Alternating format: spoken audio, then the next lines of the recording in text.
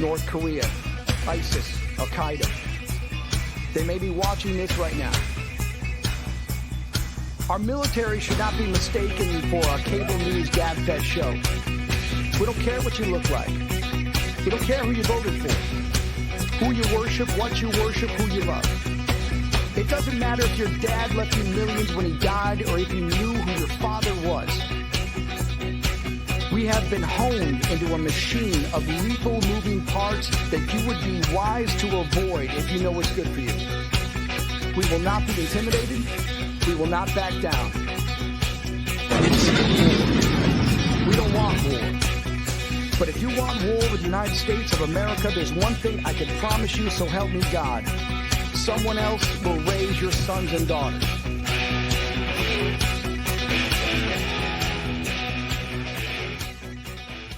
Opinions expressed in this program are those of the speakers and do not necessarily reflect the views or positions of any entities they represent.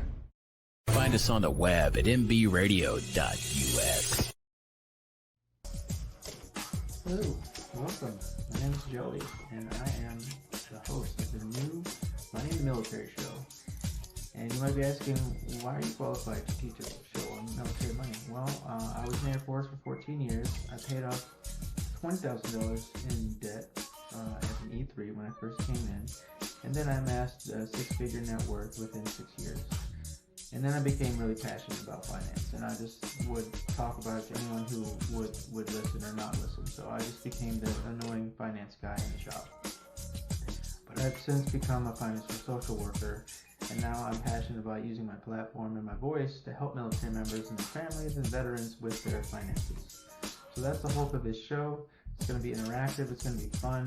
We're going to be on Reddit and Discord and things like that, and we're just going to, we're going to highlight successful veterans. We're going to talk about, issues that are relevant to you. It's going to be crowdsourced, so whatever you guys want to talk about, that's what we're going to talk about. So I'm really excited about this project. I'm looking forward to engaging with you. If you have any questions or concerns, or just let me know, find me out. I'm all over the social medias as a fire social worker.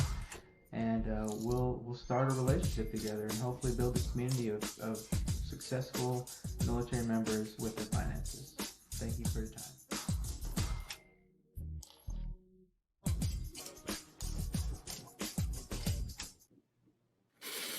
And we're live. Hello. Welcome to MBR, where we're giving veterans a voice. My name is Joey. I am the fire social worker.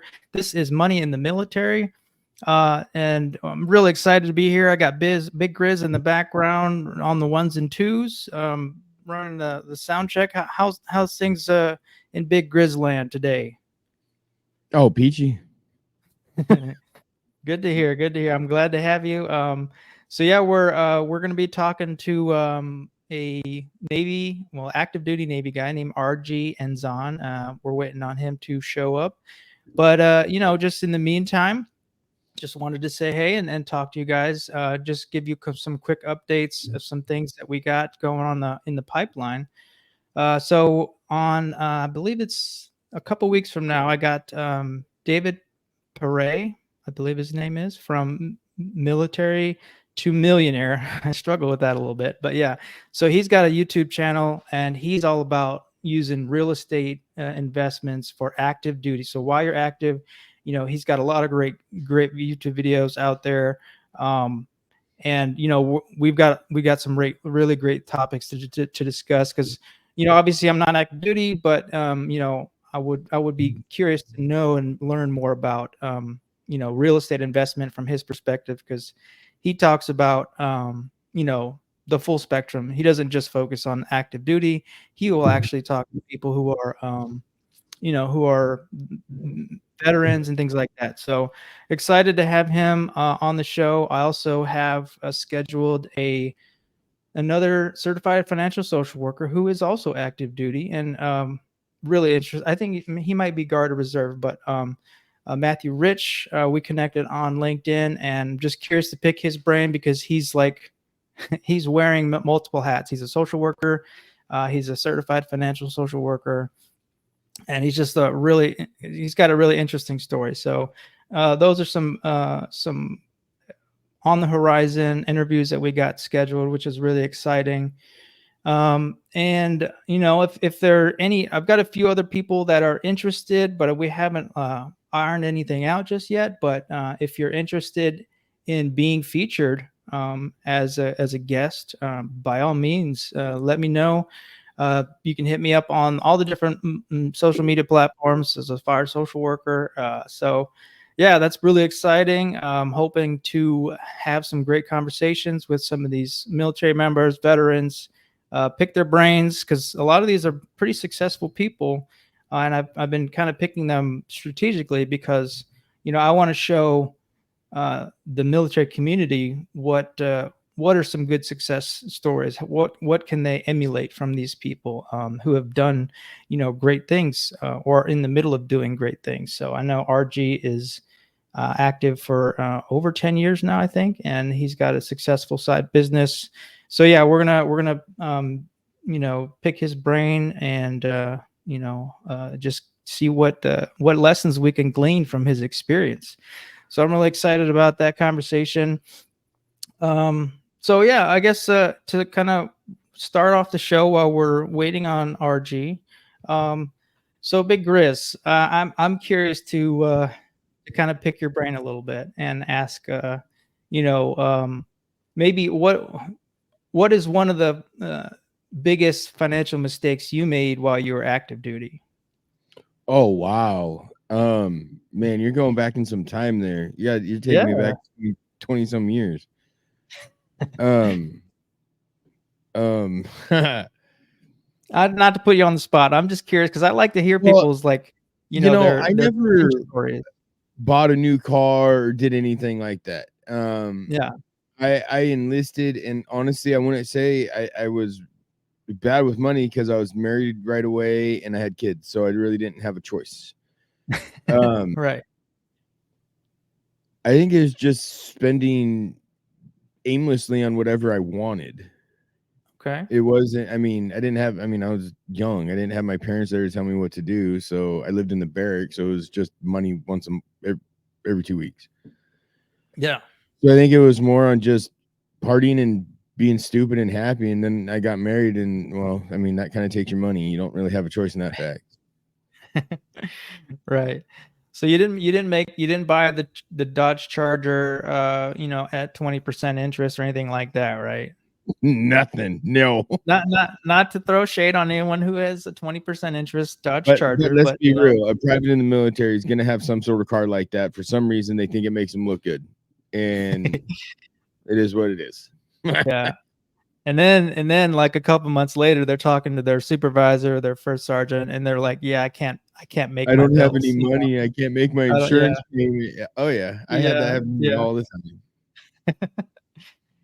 Yeah, when I was active, I was volunteering with the Airman Family Readiness Center to kind of help veterans or help military members, with their finances. And there was a guy who came in and he had bought a Harley, and this was a E3, I think, living in the dorms. He had a car as well, and he was very adamant about, like, even though the interest rate was crazy, he basically he threaded the needle with his finances and got approved for a loan that basically he was able to cover evenly with his pay. Um, but then after a few months, yeah, he came to the Airman Family Readiness Center and was like, yeah, I can't make these bills work for me. But he didn't want to give up the vehicle. He wanted to hold on to the vehicle, and basically he didn't want to give it up. So it was just really interesting, like, even though he was in dire financial straits, he didn't want to just accept that he needed to get rid of the I the got no Harley, choice on you that. know? I got no choice on Yeah. that aspect. Yeah. So some No, people are stubborn. uh-huh. I just spent money stupidly. I Yeah. wasn't smart. I mean, I Well, I was a mean, kid that had money with no parents around. I mean, right. Yeah. So, were there, when you went into like, and granted, yeah, I mean, when did you go into basic or go into the service? I enlisted in the delayed entry program in '99, and I went to basic the fall of 2000. Okay. Wow. Or So the yeah, winter. like they didn't really have a lot of financial education stuff, did they? No. Back then. No, none. No financial literacy programs, or probably not even very No. many financial counselors or anything. No, it was don't spend your money stupid. Okay, well, you're telling a bunch of kids that, have nothing else to do but have fun. Yeah. Yeah. I mean, we didn't have to worry about a place to sleep, didn't have to worry about buying food, didn't have to worry about any of that. Right. Yeah. Yeah, and that's where I would like to try to like get into the mindset of those young military members while they're active duty. I'm wanting to reach them while they're really at that really pivotal stage where you could really, if you can get into their minds and change their dynamic around finances at that young age. Oh man, we would have so many like future millionaire military millionaires basically.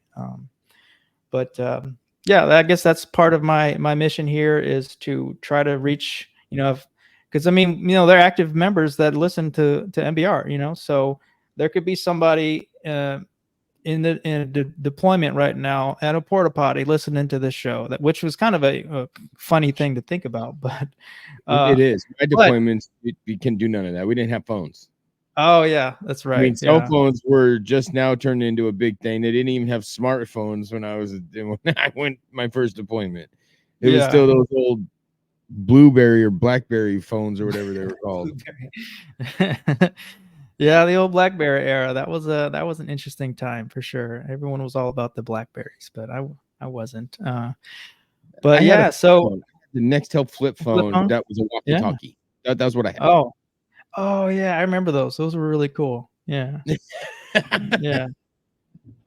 We're showing our age a little bit here, because everyone nowadays just knows smartphones as their phone. And that's a downfall money-wise for people. Always got to have the new phone when your phone works just fine. Yeah. That lifestyle creep is real for a lot of people. But I mean, so you got any stories that or any examples of what you did see when people were making poor decisions financially? Oh yeah, I mean, I had a private. I had just got my E5, or I was an E5P. I was up at Fort Lewis, and I had a new E2 that came in. And as soon as he got to the unit, he signed in, realized he was in the barracks, this and that. He went and did one of those, I'm going to buy a really fast car and spend, $1,200 monthly payments, plus having to have full coverage, and didn't know how to make it, to where he actually started losing, like was going downhill. And we had to basically turn his car in for him just to get his head right. Yeah. That's the one thing that I seen that was like, you had to have a financial intervention with him, huh?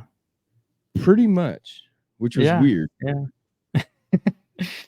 Yeah, that is definitely something that you don't think you're going to have to do in the military, but you get up in rank enough, or even your peers. I've had to kind of like in a friendly manner, like say, hey, maybe you cut back on that a little bit. I mean, but people don't like to hear that, so it's a tricky balance there. But but yeah, so fun talking about money. Why don't we take a commercial break, and we'll bring up your interview of the week? Okay, yeah. So we got Archie's in the studio waiting on him, and then we'll I want to feature Noah Peterson. He's a jazz musician, a USMC veteran. So that's what we're gonna play. Okay.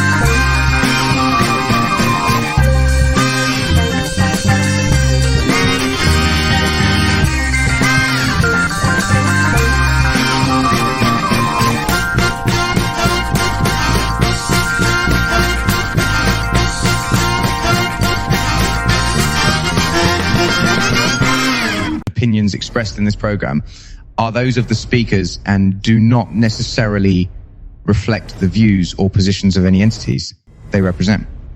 Find us on the web at mbradio.us. Interview of the week sponsored by LTD Tactical.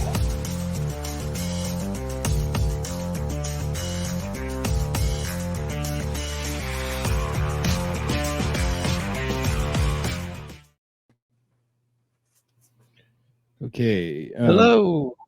Hang on a second. I had to move. Dang it. Hey, how's it going? Oh, I got it going right now. All right. Looks like we are back. Are we back? Yep. Okay. Hey, everybody. We're back. This is Money in the Military. This is Joey, the fire social worker. I have RG Enzon, which I have to say is a really awesome name. I was thinking that you could be like, I don't know, that's like a Power Ranger name or something. It's just really cool. But we've been chatting for a while, and I just I'm really happy to have you on the show. Yeah, so thanks for coming on, man. I appreciate it. Thank you for having me. So if you want, like, we can kind of jump into a quick intro, because I know you've done some podcasts already. I was actually listening to your one of your first podcasts, which was Fighting for Freedom podcast. Is that right? Yep, that was the first one. Yeah. First one. Okay. And now you're on like number 18, 19, 20-ish or something like that. I saw on your Facebook. That's pretty cool, huh? Yep. Yeah. Okay. So your goal is 100 podcast appearances, right? Yep. That's awesome, man. It's a lot of work. Tell us. Yeah, it is. It is. But you're getting on some interesting shows. I have to give you some credit. That's pretty cool. So yeah, real quick, let's just give a little bit of a background of your your military experience. I know you're still active duty, right? Yeah, if you would just tell us a little bit about your background. Awesome. Name's RG Enzon, originally born and raised from the Philippines. Still active duty military in the Navy, stationed in California. And on this side, myself and my wife, we built our own business together about 2 years ago. And also I own a digital marketing agency called Enzon Media. And essentially we help small business owners build up their online and digital presence through web design, local SEO, reputation management, and what have you. And ultimately, the goal is to help about 10,000 small business owners, get them to essentially get their footing on the online digital space. Wow. And you're doing all this while managing being active duty, right? Yes. Yeah, so this is your side hustle, but it seems like it's doing really well, right? I mean, you're doing you're doing good business, and I found you on, I think, a Facebook Veterans to Business page or something like that. But yeah, you're definitely out there, and I give you credit for doing the hustle. I guess with your this is Money in the Military, so obviously we're going to be talking about your financial journey a little bit. But what would you say is your right out the gate bit of financial advice for active duty military members right now? I think it's more about learning how to move your money. Because we hear it a lot, right? Like we keep hearing, like save your paycheck and all that stuff, but nowadays I feel like saving is not enough. You need to learn how to move it, meaning you need to learn where to allocate it, when to start spending it on things, or like when to not do anything with it, or like I guess like diversifying it. And honestly, like to me it's more of like, instead of just like putting it on like a regular CD, your 401k or whatever, I think using that to, I don't know, like fuel your business or like your passion and all that stuff, without obviously getting into bankruptcy or anything like that, I think that would be like my advice. Yeah. So for those who aren't doing the side hustle, and they're just managing, let's say they're a single income family, with, 2 or 3 kids and managing, their finances that way. Let's say they can't do a side hustle. Is there any tips that you've seen or anything that you've seen when you're active, like, some good financial habits that you've seen if you're a single income military member? It's a good question because nowadays it's very tough if like you have a single income family, especially Yeah. with kids.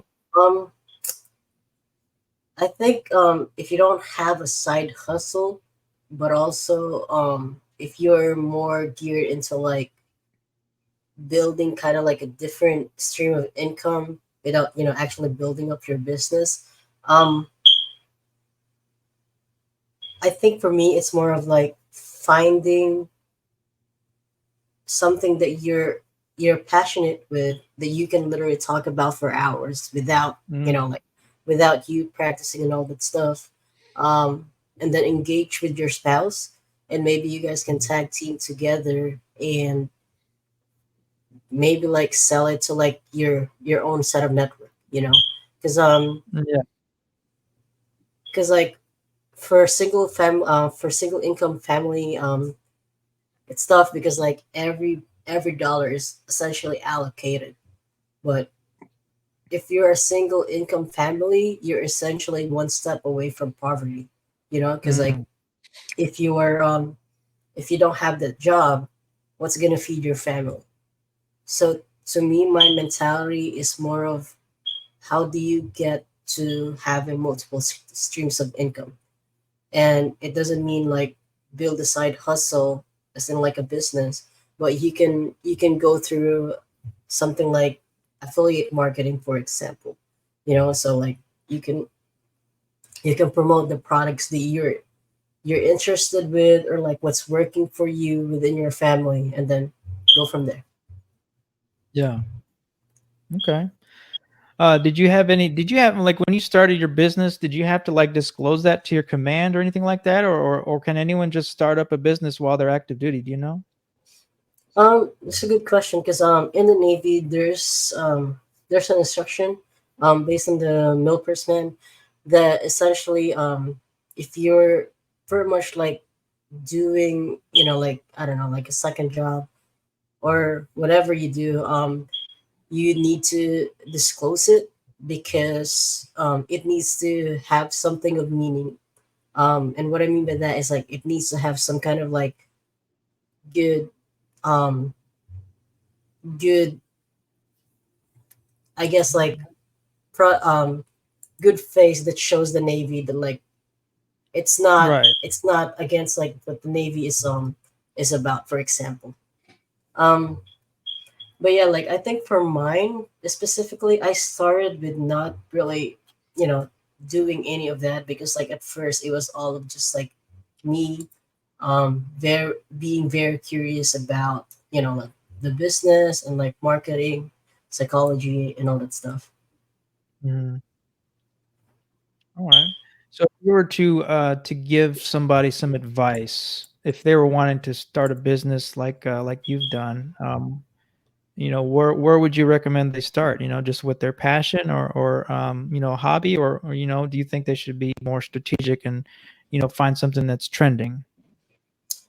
um So we hear a lot, because when you're starting off, like the message that's out there is like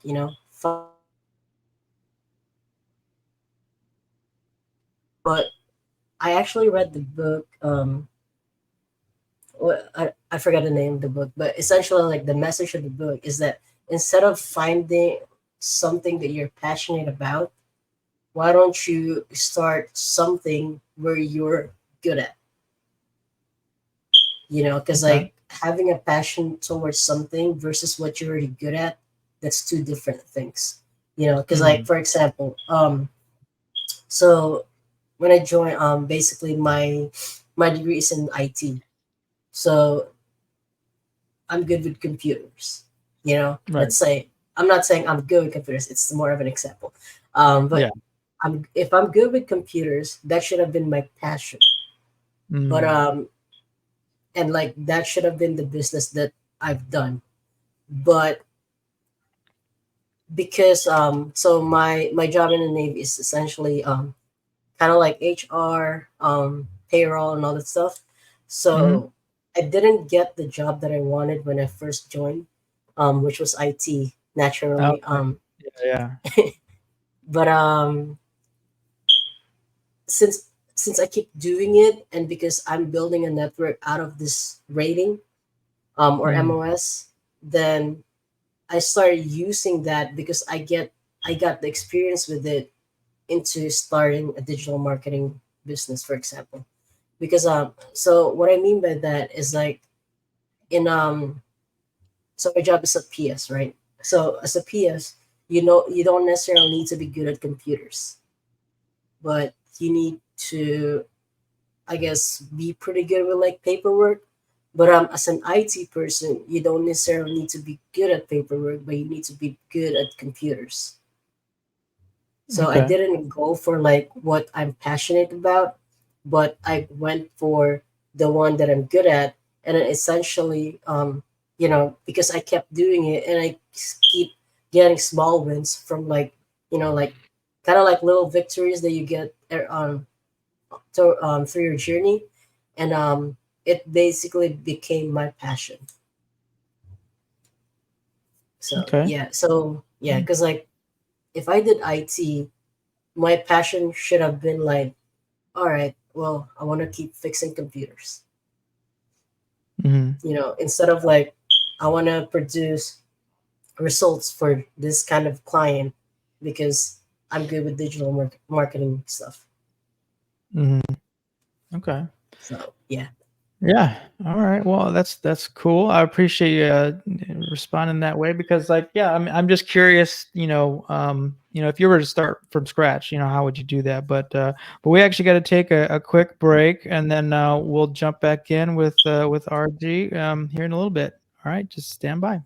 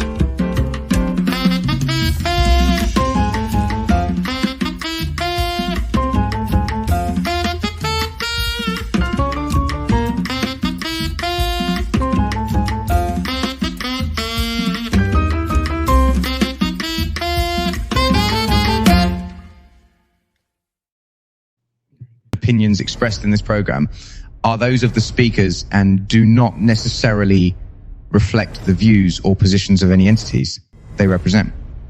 Find us on the web at mbradio.us. All right, we're back. Money in the Military. This is MBR Radio, giving veterans a voice. We got RG Enzon here, active duty Navy, entrepreneur. He wears many hats, but we've just been talking about his financial journey.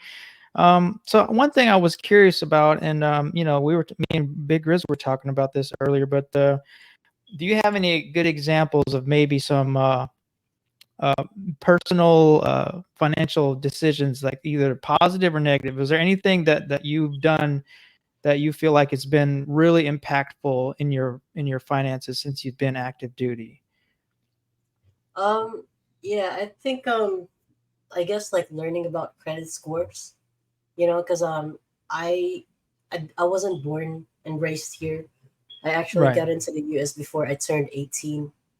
So I was already kind of like pretty old compared to like, like other people when they get to the US. Yeah. And then essentially when I joined the Navy, like I didn't have a credit card or anything like that. So there's really no credit score that I'm building off of, Right. so it's essentially zero credit. It's not even bad credit. It's zero credit. Yeah. Yeah. Yeah. So I think what really helped me with like my credit scores and all this stuff, like achieving in the 800s. I think that's kind of like every American's dream and what have you.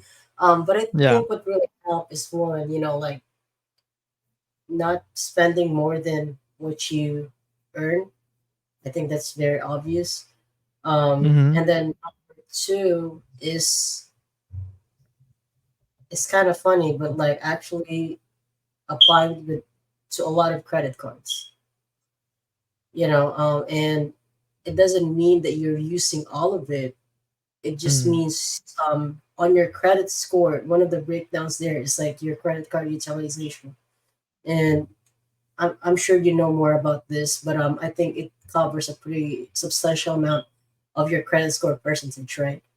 Um, Yeah. but yeah, so to me, what really helped is that I personally have about 13 credit cards, and Mm-hmm. I'm not spending a lot of money on all of those stuff. But what I'm doing is that I'm essentially just keeping it all active, and I keep. At first, I kept asking for a credit card limit increase for each of Mm-hmm. them until I reach the peak, and then that ultimately helped with your credit score because you're even like even if you have like I don't know like a $10,000 debt, for example, which obviously nobody would recommend to have. Um, Right. your credit card utilization is not like 80% of your total credit score. I mean, sorry, your Right. total credit limit. Mm-hmm. So for me, I think I'm at almost $200,000 in credit limit. But like Nice. if my debt is only like 800, that doesn't Mm. affect anything. Right. Yeah. So So could you break that down a little bit for people who maybe don't really know, the lingo of credit scores? How would you describe like the credit? You kind of broke it down, but like, what would you say is, if you were explaining this to an 18-year-old, like how would you best describe it? yeah, so let's say you have a Credit Karma account, right? Or like any other credit score tracking app that you may have, or like even your bank would have like a free tool like that. But let's just say you have a Credit Karma account, and then you look at your TransUnion versus your Equifax number, and then if you go and click on that credit score, you can kind of like see the breakdown. So I'm pulling it up right now, but one of the credit factors is like payment history. You obviously cannot miss your payments, otherwise Yeah. that negatively affects your score. Derogatory remarks, credit age, total accounts, any hard inquiries, and then your credit card usage. So what I was touching on earlier was credit card usage. So let's say you have 10 credit cards, but like the limit of it is limit of like those 10 credit cards in total is like 5,000. But Mm-hmm. oh, let's say a total of 2,000 across all those cards. Then it may seem low, but also on the credit score world, it's more of it's already a 40% utilization, which what's recommended out there is 10%, right? Or Mm-hmm. something. But Yeah. to me, what I've seen is that if you want to get to the 800s and whatnot, you need to be under 3% of that total card utilization. And Mm. also, let's say you have 10 different cards, and then you're planning to do a big purchase. Don't use the card with the least limit because it also affects it. Right. So Yeah. you're gonna want to make sure you pick the card with the most limit. That way, it doesn't affect the utilization score for that credit card and also across your total. Mm. Okay. So let's go back a little bit because you answered the question like what was the best thing that you've done or a good financial decision. So can you explain to us a little bit about what has been the positive impacts of managing your credit score well? Um, I think you open up a lot of possibilities. So like if you're like trying to finance a car, if you're trying Mhm. to get your home and all that stuff, it helps as far as like the interest rates that they give you. So my first car, because I watch my credit score um very closely. I think like Mhm. it was like at 0% of interest. Yeah. So essentially they were loaning they were letting me get a loan, but over like I think it was like a span of 3 years, but I'm Mhm. not paying no interest with it. And then same thing for like um houses and all that stuff, like instead of you getting like the normal average rate, and like through VA loan, for example, you get a little bit lower because you're in the military, but you can Yeah. bump it down a little bit more lower if your credit score is on the upside. Right. So ultimately, you're going to be saving you lots of money in the long run because your Yeah. interest rates are going to be lower. Your payments are going to be lower. You're going to be able to pay off your debts faster. Like the car loans and the home loans. So there's a lot of great benefits to managing your credit properly. And so that would be a great lesson that I would try to instill, especially in the younger military members. If you're active duty or if you're thinking about joining, then you want to set your financial footing like solidly, and that's one of the things that you want to do is really focus on your credit and building your credit. Because I know a lot of 18, 17 year olds, they were in your situation where they literally had no credit history, so how are you supposed to build credit when you don't have a history and you can't get approved for something? So um, one thing that I definitely would encourage people to look into if they're building their credit is getting a secured credit card.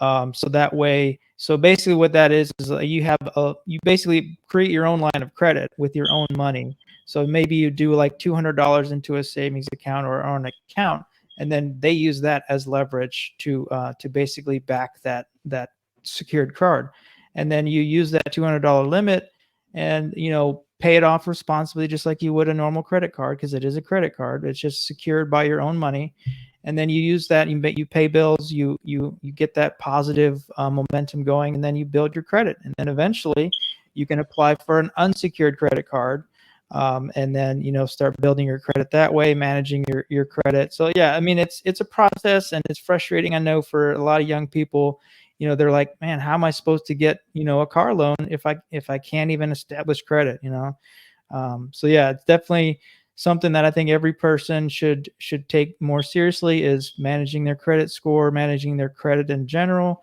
I did a whole video on it on my Facebook page. But yeah, like it's a great example of good sound financial habits that not just military members but everyone should be doing. Honestly, right? Yep. Yeah. That's awesome. All right. Well, let's see. We got a few more minutes before our next break. What about any financial regrets or mistakes that you've made in service? Because it sounds like you're doing pretty well, but is there anything you did early in your career that you regret? Oh yeah. I think because I was into gaming. I Mm. still am, but like I'm not playing anymore. But when I Yeah, used to okay. play games, oh my god, like I spent like a lot of money with Yeah. online gaming. Um, Okay. so I guess like setting setting I guess like a budget for when like like whatever kind of like hobby that you have, set a budget because like when I was like into gaming, and it's crazy because like it's not even like a PS5 game, a PC game. It's Mhm. literally just a game on my mobile phone. Oh, okay. Yeah, Those are and then sneaky, man. it's They get you. yeah, and then like like cause like all you gotta do is just face ID, and then it swipes already. Oh, You yeah. know, like Yeah. so. I think like that was like one of my biggest mistake with money because I wasn't watching it back then.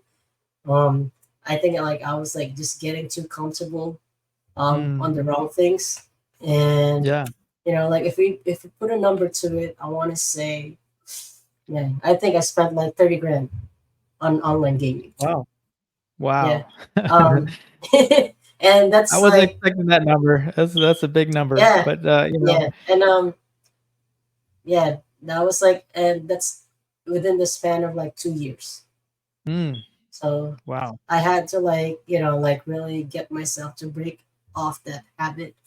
Because So like how it did you gets do really that? I'm just curious, how did you break that habit? Because that sounds pretty intense.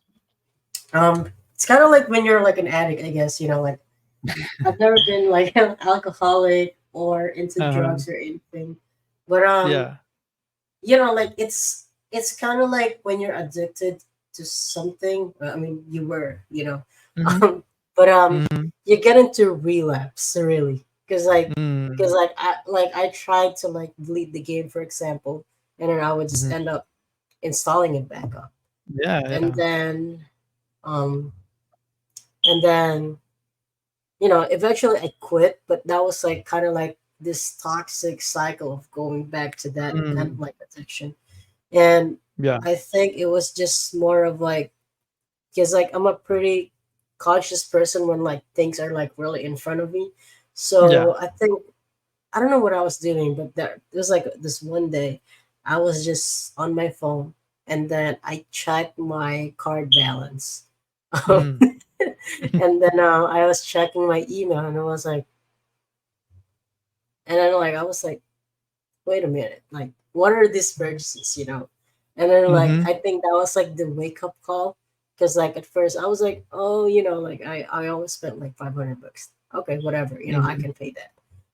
Yeah. But then it adds up, and then Yeah. like I think that was just like, just facing the honest truth that like, hey, look, um, like you're in the military, you won't be able to afford this. So I think like I'm also grateful that like I have like a side hustle, because like if Okay. not, like that would have been like, oh my god, so bad. Yeah. But yeah, like Yeah. I think like getting that kind of like visibility on like your bank Mm. account, your credit card statements, and all that stuff, um, on your face, not to add stress to you, but just to give you an honest, like mirror of like your financial health. I Mm. think that's what really helped me, because if I wasn't looking, like Yeah. I would probably have just kept going. Right. And obviously, like if you have a girlfriend, boyfriend, wife, spouse, or um, who's out there for you, supporting you, encourage them to be honest with you. Um, Yes. because if you guys are not having honest conversations, you're not gonna get to what you guys need to do. So I think that's Mm. like very big thing for me, because my wife is very honest. Mm-hmm. And then she gave me like, like the talk. I mean, she gave it to me like a couple of times Yeah. throughout those 2 years, but my brain was not functioning right, I guess, like I was just into gaming. So Yeah, yeah. yeah. Wow. That's a great cautionary tale, lesson learned. I appreciate you being honest and transparent about that. That's I think a lot of people can resonate with that story and that cycle. So yeah, thank you for sharing. And so we're gonna jump into another quick break, and then we will be back with RG Enzon. All Awesome. right.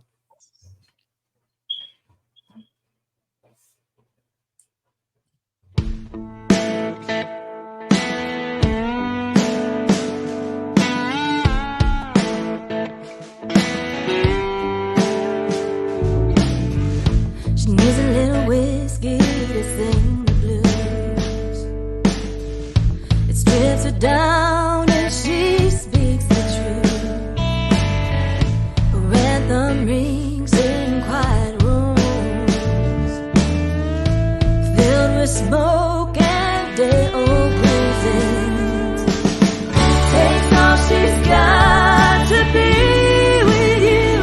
She's in love, but love don't matter anymore. Drowns her pain to make it through. All she ever wanted was love, not war. And now all that remains is this spinning road.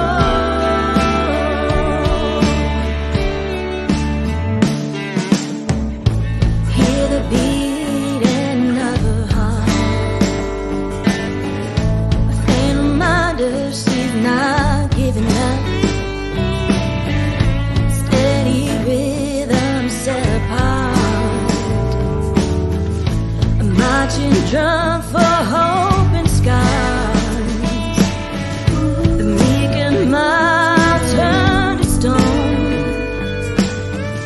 protection from unending storms. And when the moment comes to call, so strike up a road ahead it all. Took all she had to be with you. She loved you, but love don't matter anymore. Drowned her pain to make it through. All she ever wanted was your love, not a war. And now all that remains is getting over you. Took all she had to be with you. She loved you, but love don't matter anymore. Drowned her pain to make it through. All she ever wanted was your love, not a war. And now all that remains is getting over you. All that remains is getting over you.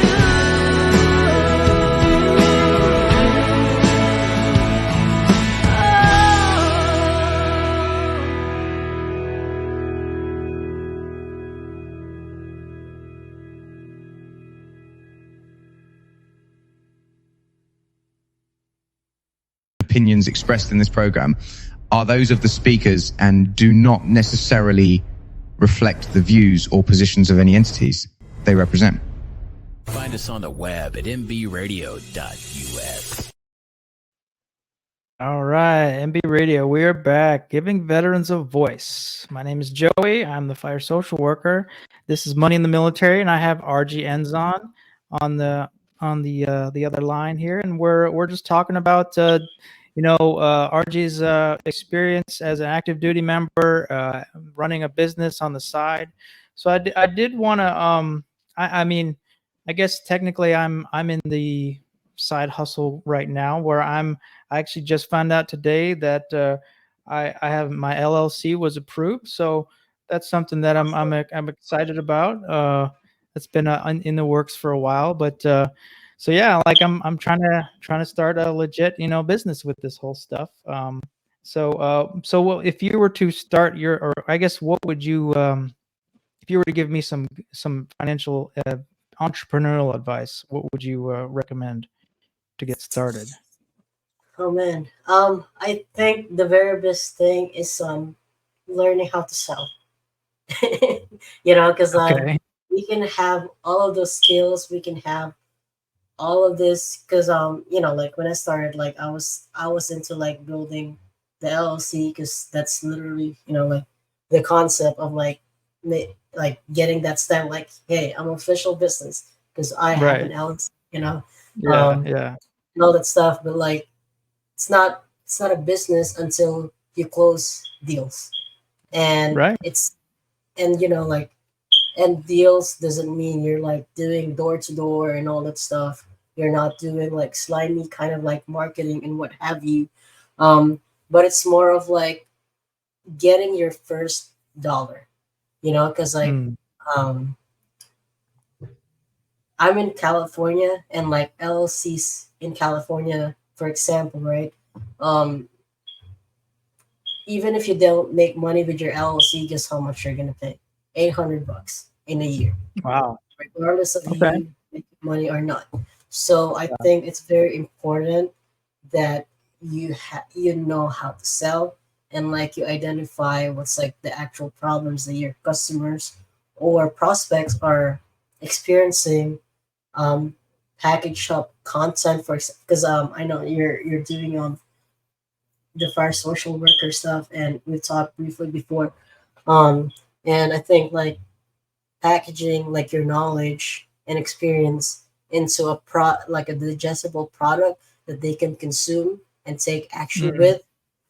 I think that's very important than just creating a random, piece of content, for example. Yeah. Um, because you're gonna want to make sure, one, you're not wasting your efforts and energy into doing anything. Number two, you're also essentially making sure that you're helping the people that you want to help. And ultimately, at the end of the day, it's business. You're gonna want to make sure you're putting money into your pocket and into your business. Mm. And yeah, so I think that's the biggest thing. Because at first, like I was more of like, well, I want to do this, and then later on, like you build the product or like the service package, and then nobody buys it, and like you start Mhm. thinking, what am I doing wrong? Hey, guess Right. what? You just suck at selling, you know, and you suck at Yeah. selling because you're not focused on the customer. You're Mm. focused on what you think the customer wants instead of focusing on what they actually want. So Mm. yeah, I think that's the Okay. biggest one. Nice. So if you were to let's say you want to start a whole new business from scratch in this current environment. There's a lot of cool stuff going on, like with AI and things like that. But like, what would you recommend a brand new entrepreneur that has like, okay, I have an idea for a business. What would you recommend is like the first step for a military? Like, I guess it doesn't have to be military entrepreneur, but like, in your situation, you were a military entrepreneur. So like, what would you recommend to the military community? Um, do you want to like pick some kind of like industry or niche so we can have something Um, that's like tangible? let's say if you're a photographer, you're a spouse or a military veteran or military member, and you want to start a photography side business. Okay. This is actually funny because I was talking to a retired senior chief, and she's not exactly taking photos, but she has a Hmm. photo booth rental business. Okay. And we were just talking. We did like a deep dive of like kind of like what's the bottlenecks with her business and stuff like that. So I think um one, photography, that's a really good niche to focus on and like talk about because it's very tangible, because like Mm, you take pictures, you post it, and that's already something that the customers can see, feel, or think about, or like yeah. even talk about. So it's very tangible in the sense that like if you're starting out, I would, let's say you don't have any clients, but you're really good at taking photos already. Like a lot of people are actually wanting your time, but they're not putting money in your pocket, right? So I think you can use that time and your skills into doing something like, hey, look, I'm building up my portfolio, um, actually launching a website, but I want to be able to kind of like if I do this for you, and then we can arrange something where either one, you pay me for my skills, my expertise, and my Mhm. services, or Yeah. two, um, it can be free. It will be free, but you give me testimonials, and I will show Mm, you the rough drafts of the pictures, and like I'm gonna use some of the pictures for my content. So you can do something like that. That way, like when you hunt for like your next client, or like you're trying to secure a bigger kind of like event or what have you, then guess what? You already have a testimonial, and you already have a case study that you can showcase to those people. Because like especially nowadays, like it's hard to land any kind of clients if you don't have any proof about your craft. yeah. Okay. Well, for all of you aspiring entrepreneurs, there's your little bit of advice from a successful entrepreneur. So we got a few more minutes left. Want to they say thanks for Terry, host of the Tracer Rounds podcast, for saying um, commenting great conversation information. And yeah, so thanks for the support. I appreciate that. Um, let's see what else we got. Grizz, are we running low on time? You got about 45 seconds before your before the hour's up. So I guess. Okay. All right. Well, you got 30 seconds, RJ. What do you got? um, I don't know. Like I guess like helping and like giving back to the community. If they're into like wanting to like start their business and whatnot, we offer a free digital marketing and branding advice. Um, and you've been a witness to that. I don't know if that was useful to you when we did Yeah. our call, but we do the same thing for other businesses. It's not a pitch fest essentially. We actually Yeah. provide you value. That way you get actionable tips. And like for example, you actually know how to like make websites and whatnot. You can already implement that, because to me it's not about getting the money, but like building a long-term relationship with us. So um yeah, like if you have if anybody's listening out there and like you're into like entrepreneurship, just go to our website. It's www.enzonmedia.com. Nice. Way to land the plane. All right, we did good. I really appreciate RJ for coming on, and Big Grizz rocking the ones and twos in the background. Yeah, check out RJ's website, and if you're interested in services, hit him up. That's pretty much the show for the evening. Thank you for joining. Thank you for participating, everybody, and we'll catch you on the next stream. Thank you. That's the show for today, everyone. Thanks for listening. We'll be back next week with an all-new show. And remember, you can listen to us again and again. The podcast of this radio show is available right after we go off the air tonight, anywhere that you can get your podcast episodes. And thanks for joining us today. I'd like to take a moment to talk about something close to my heart. Military Broadcast Radio is doing incredible work to support our veterans and bring their voices to the world. They rely on your generous donations and your dedicated volunteer hours to make it happen.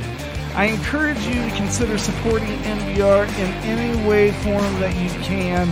Use this QR code that's attached to the picture, or you can go to our website at mbradio.us. That's Mike Bravo Radio.us to learn more about how you can donate or volunteer, even just